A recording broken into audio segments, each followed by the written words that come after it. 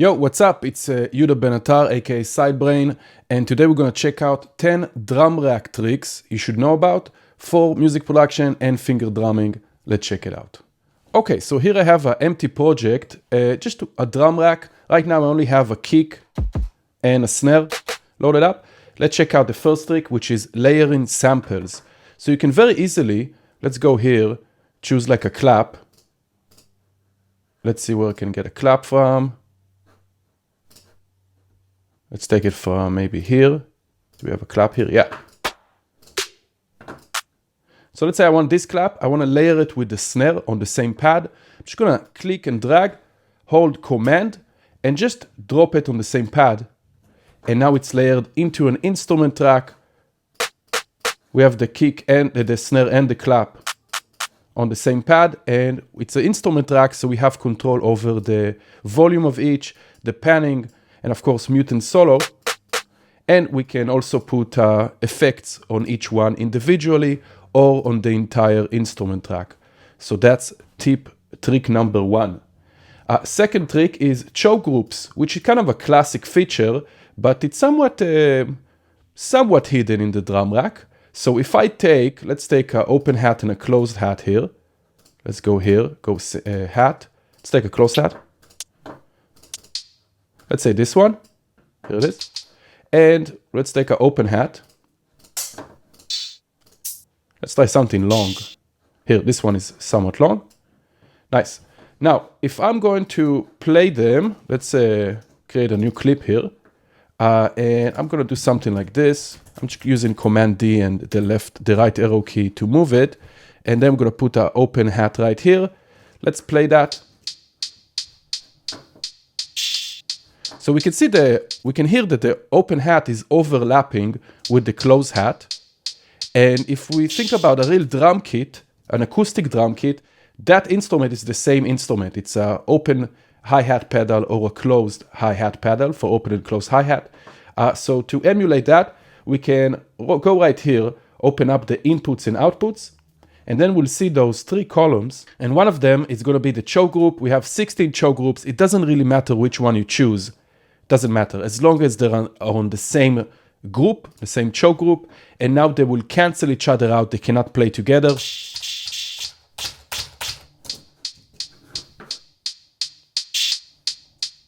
So it makes it sound a bit more realistic, and you can do it, of course, for other longer sounds like chords and melodies and stuff that you also put in the drum rack that are not necessarily just open and closed hats, cymbals, crashes, stuff like that.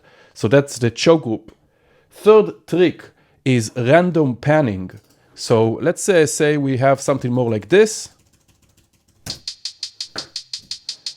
And now what I can do is I can go into this pad, go under the controls in the simpler, and right here we'll find random panning. I can turn it up, and it will randomize the pan of every time this sample is being triggered.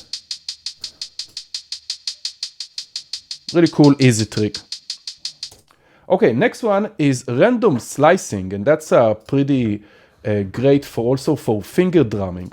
But let's say I'm gonna take a hi-hat loop. Let me take it from somewhere else. Maybe something from here. Drum loops, hats. Let's take this one. Okay, I'm gonna put it right here. So this is a whole loop. And I'm going to go to the simpler. Let's close the inputs and outputs so we don't see all of that. Okay, here we go. Nice. So right here, I'm going to turn on slice mode. So now each one is slicing, and if I hit that pad, it's only triggering this sample right here. So with the help of a few MIDI effects, we can actually make it randomize the slice every time we trigger a note. And if you're using this type of loops, it's great because they're much more realistic. You can get a much more kind of a humanized hi-hat triggering. So first of all, I'm going to take the pitch MIDI effect. I'm going to put it right here on this pad. Let's call it hat slicing. And I'm going to drop it a few octaves. So I'm going to click on the pitch, hold shift, hit the down arrow key. Let's see where it triggers. That's here we go. 23. So that's the first one. Now what I'm going to do is I'm actually going to load the random MIDI effect here. And the random MIDI effect is just going to randomize the notes every time we trigger a note. Let's bring it up to chance. And now it's going to randomize it. We only have 12 choices. So let's give it more choices because we have more slices.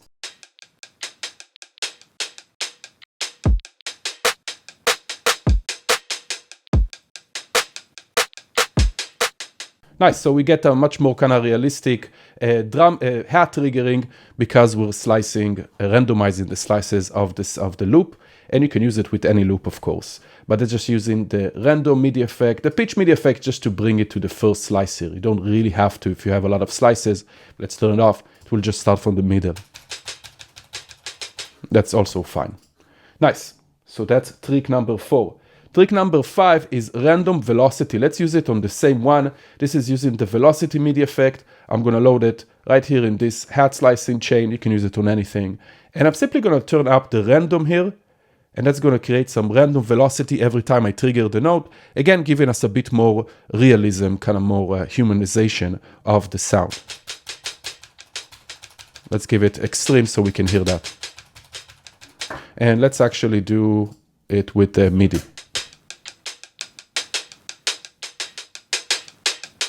Nice, so now it's randomizing. Let's also randomize the pan so we use all of them together. So randomizing the sample, the velocity, and the panning, giving us a great kind of dynamic type of triggering of the samples. Okay, next is drum rack Arps. So if I stay in the MIDI effects, I'm going to take the arpeggiator, I'm going to load it on this hat right here. Let's turn off the arpeggiator, this is our hat. Let's turn off the randomization of the pan for now. And this is a trick just allows you to hold the trigger or make a long note in the MIDI clip, and it will essentially just trigger according to this rate right here. Let's go and just make a long note here. Right, and just triggering it. So then we can copy this entire thing. Let's hold Option, drag it here. And this one we can change, maybe something a bit faster. This one we can call 32. This one is 48.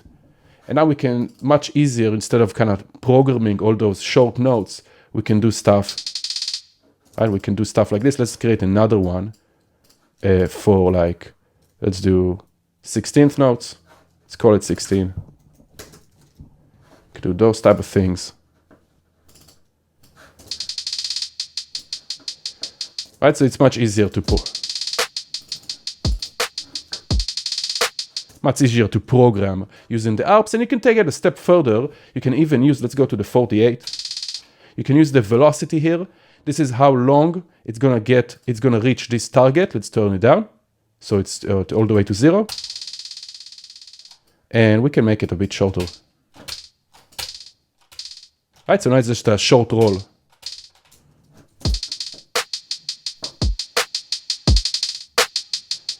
And there's a lot of other things you can do here. You can check it out, all the features in the arpeggiator, but those are the two main ones, the rate and the velocity for hats or snare rolls or anything that you want to kind of trigger repeatedly with the Arps. Nice. Next trick is sample cycling. So let's take a few percussion sounds here. Let's see if we can find percussion. Here we go.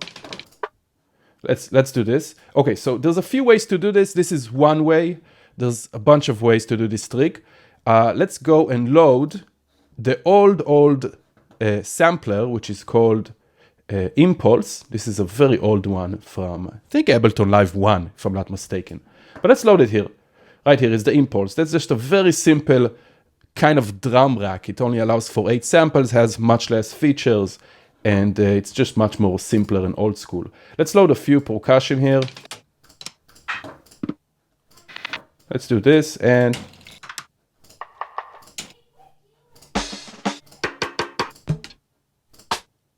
yeah, like this. Okay, just 3, you can use more. Now what I'm gonna do is every time I trigger this, it's gonna just trigger the first one. But I wanted to cycle between them, so we're gonna go back to our MIDI effects. Let's load again the random MIDI effect on this Impulse pad. We're gonna do chance. In this case, instead of using the random mode, we're gonna use the alternating mode. So it's just gonna alternate. Let's give it 3 choices because we only have 3 samples.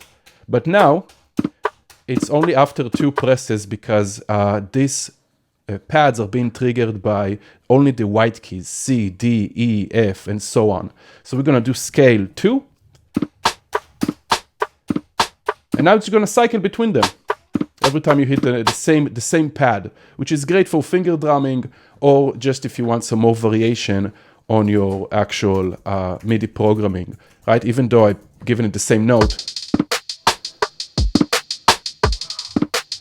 right? It's giving us a different sound, different sample. So this is with the random MIDI effect in alternating mode. Of course, if you want to randomize, just switch it to random mode. And then every time you hit that pad, it will randomize what note it's sending out. Nice. So that is sample cycling. Next one, it's called Super Drum Racks or 128s. This is very useful for workflow, or if you have even controllers like the push, it's amazing for those, or any MIDI controller that have faders and knobs that you can map. And you actually have a built-in one. They're also called Selector drum kits. So go under your drums, search Selector drum kit. Let's load one of them and see what it is. You can create your own as well. But essentially what it is, it's a drum rack, but on each pad, we have a lot of different samples. So instead of just one kick, we have a lot of kicks and we can change it using this sample selector right here. We also have, like, let's say a snare. So same thing for the snare. So it's much easier to kind of select or create your own drum rack with this. You can use your own samples. You can even build off of this built-in selector kit. Just open up this rack and go to the zone. In this case, it's using the sampler, not the simpler. Go to the zone and just switch out all the samples. And you might also have to go to the selector and make sure you right-click and distribute ranges equally. You can have up to 128 samples in each pad. And you can build out of that. I do have a video on my other channel, BeatLab Academy, kind of showing you step by step on how to do this. I'll post a link in the video description so you can go check it out. But this is amazing for workflow. And you can do some cool tricks here. Like, let's say let's put the hat. Let's do something like this, right? And then I can actually automate the sample selector macro. So each hit, it's a different hat, right? Maybe something like this. So you can do a bunch of cool tricks with this selector kits or super drum racks. Check it out. If you have a sample library that you're working with and you have your favorite kicks, snares, hats, and so on, this is amazing to take the time to build, and then you can make your projects or your drum kits much faster. When you save the project, if you collect all and save and stuff, it will save all the samples into the project. So it's kind of harder to share it with other people just because it's a bit bigger, but nothing too substantial. It's nothing too crazy. So check that out. Next trick is return chains. This is also somewhat overlooked. But if I open up, again, this chain list right here, I have this inputs, outputs, which we said it's the choke groups.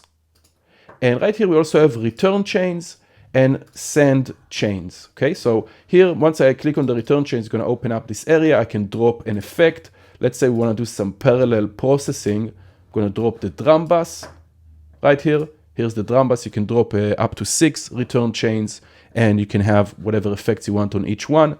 And let's kind of compress it. Let's do some hardcore stuff here. Okay, nice. Now I'm going to open up the send chains, and we're going to see that each chain have this send fader. I'd also put some reverb on it, and you can send, let's say I'm sending this right here. Right, you can send as much as you want. So great for parallel effects like reverb, delay, and things like that. Let's say, just for the example, add a short delay here. Let's put it on 100% wet because it's a return. And yeah, that's fine. So now let's send this snare. Now we have another column for send B. And we can hear that delay. Nice. If you want, you can also send these to the actual return tracks in your project. If you want a different routing, you want to use those as your control for all the effects, return effects. Nice.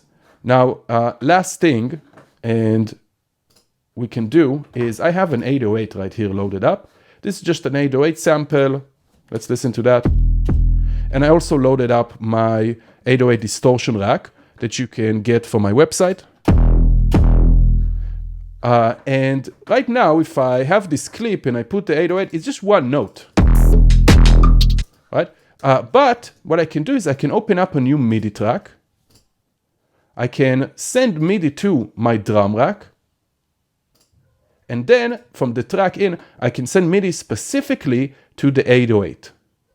So now the 808 is still inside the drum rack. I can do everything I do with the drum racks, but I have a separate MIDI clip just for the 808. So I can put whatever notes I want here.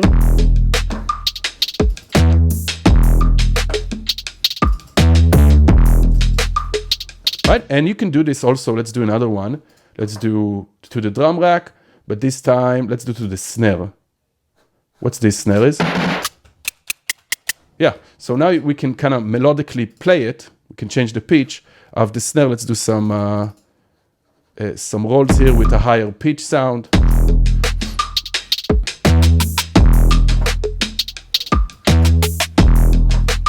Okay, maybe we'll do another fast roll right here.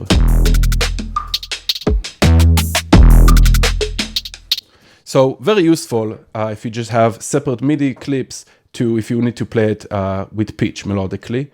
And last trick, this is a bonus trick. Don't forget that in the session view, you can do it in arrangement, but in the session, even if my clip is here, even if I'm playing it from arrangement, I can go back to the session. I can open up right here, expand the drum rack, and then I see all the different chains, all different samples that I have on the drum rack. I have more of a classic mixer style view, mute, solo, panning, as well as all our sends and our choke groups and the routing. So this might be easier to handle instead of right down here in the drum rack. Don't forget you can open it up.